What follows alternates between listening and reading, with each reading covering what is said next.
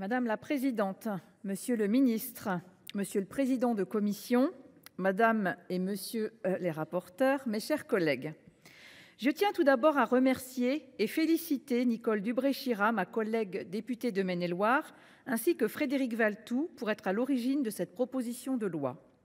Je suis heureuse que la promesse de l'inscription de ce texte à l'ordre du jour ait pu être tenue malgré les bouleversements politiques de ces derniers mois. Je souhaite également saluer sincèrement le travail des rapporteurs qui ont amélioré un texte qui, je pense, fera consensus.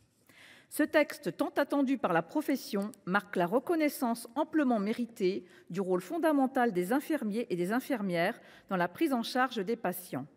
Qu'ils exercent en libéral, en maison de santé, à l'hôpital, dans les maisons de retraite ou dans les établissements scolaires, ils sont plus de 600 000 en France à œuvrer quotidiennement pour la santé de nos concitoyens. On dit souvent que les métiers du soin se font par vocation. Je ne sais pas si tous les infirmiers travaillent par vocation, mais ils le font sans aucun doute avec dévotion. Pour la première fois, un texte législatif vient reconnaître leur engagement et définir leur mission. Actuellement, seul un décret liste les actes qu'ils sont autorisés à accomplir.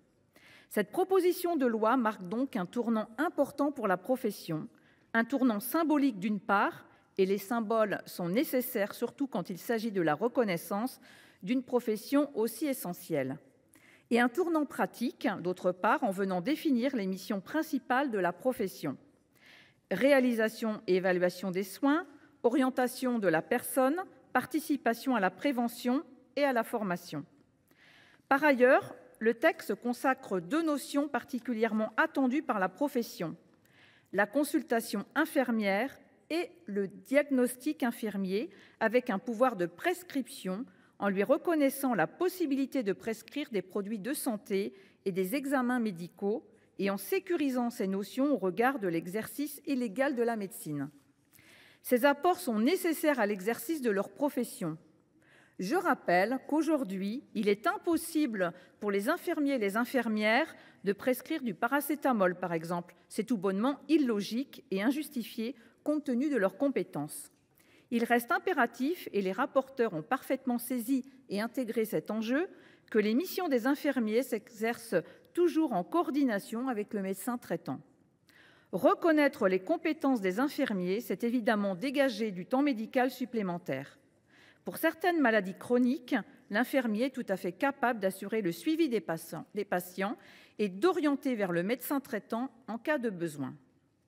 Je souhaite aussi préciser, et c'est important, que les soins relationnels dont la reconnaissance parmi les missions des infirmiers est légitime n'ont pas été retirés du texte. Ils figurent toujours à l'article 1er avec les soins préventifs, curatifs et palliatifs.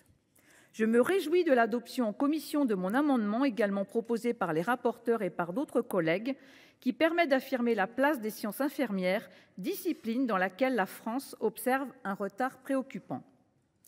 La proposition de loi ouvre également la voie à une revalorisation des actes infirmiers en prévoyant que l'arrêté fixant la liste des actes et soins qu'ils pourront réaliser donnera lieu à une négociation sur leur rémunération. Il était temps, alors que les actes médicaux infirmiers n'ont pratiquement pas évolué depuis 2009. J'espère que cette mesure trouvera rapidement une traduction concrète et comme annoncé récemment avant l'été. Revaloriser les actes, c'est bien sûr renforcer l'attractivité d'une profession dont nous avons grandement besoin. Le texte accorde également davantage de reconnaissance à la pratique avancée en élargissant les lieux d'exercice possibles aux services de protection maternelle et infantile, à la santé scolaire et à l'aide sociale à l'enfance. Nous avons eu l'occasion de le rappeler à diverses reprises, les IPA sont un pilier récent, mais déjà bien réel, dans l'accès aux soins de nos concitoyens. Ils sont désormais 3 000 à avoir été formés. Nous devons continuer en ce sens.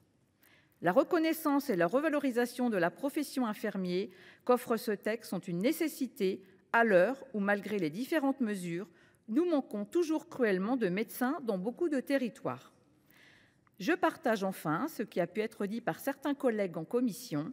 On peut regretter la multiplication de propositions de loi sur l'accès aux soins et les professionnels de santé ont très peu sur l'accès aux soins et les professionnels de santé en très peu de temps au Parlement et l'absence d'un texte global qui permettrait de considérer les différentes professions dans leur ensemble. Néanmoins, en l'absence de projet de loi, il est louable que le Parlement agisse pour l'accès aux soins des Français. Ce texte ne réglera pas à lui seul la question de l'accès aux soins ni toutes les difficultés des infirmiers et des infirmières, mais il contient des avancées indispensables et concrètes que nous soutenons évidemment. Je vous remercie.